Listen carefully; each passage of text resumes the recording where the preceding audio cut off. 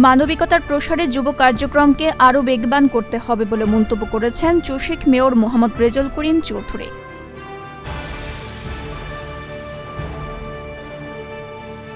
জেলা প্রশাসক আবুল বাসেম মোহাম্মদ ফখরুজ্জামান বলেছেন, আত্মমর্যাদাশীল জাতি হিসেবে গড়ে উঠতে সর্বজনীন পেনশন স্কিম জরুরি।